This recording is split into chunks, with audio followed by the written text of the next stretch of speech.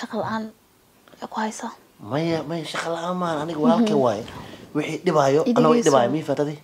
excuse me أنا ولالك وان سقبنا هنسود حكرين وان صوت حقنا sababtoo ah walaalkay wuxuu u baahan yahay in la caawiyo markaas anaga caawi jirnay habeenkii 10 o'clock sariirta soo jiifi jiray ma fahanti adiga macna ku haleynayna adigana waa iska baxday walaalku halkan fadhi 6 saacadeeno wax la qaadan karo ma aha war dhigeyso hadalka uu badan yahay igala tag waxaan akhrisanayay oo walaal buu kaaysa walaalka ana u imaaday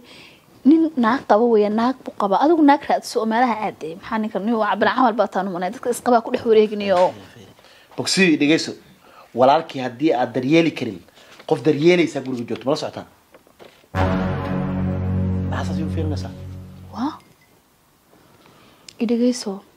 dalmaro waxyaaba ana rabin dumaashiga waan ku ixtiraama waxyaaba ana rabin afkayga inaan ka sheego ay u clipsa inaan ka sheego mid kale ma ogtahay anigii Axmed Deeq dhibaato kasto naga taag adigu inuu soo tahay maxaa dadka isqaba ku dhex galiyay mid kale waaya markaan luga yeeshay Axmed Deeq maalin kasta niyadooga jibsa dhaada gabadhan way ka tagaysaa hadii luga yeertay way ka carraysaa sug bogsi ma aniga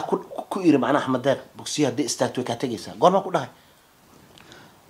Axmed Deeq baa ii sheegay inuu sheekaas oo ku tagay maya ana waxas ma dhihin ما دهنين ماي سوا سوق جوجا أحمد داق سوق وحكستو مقوشة نيني ناكتي وحام كلا قرصنا هبينك وحكستو ويقشوا إري هدي حتى لو إيش عن كم قناحي مركز سكوب النوم كلها يركب بصير هاي واحد هذا تمقوشة هاي إسكتا واحد هذا أنا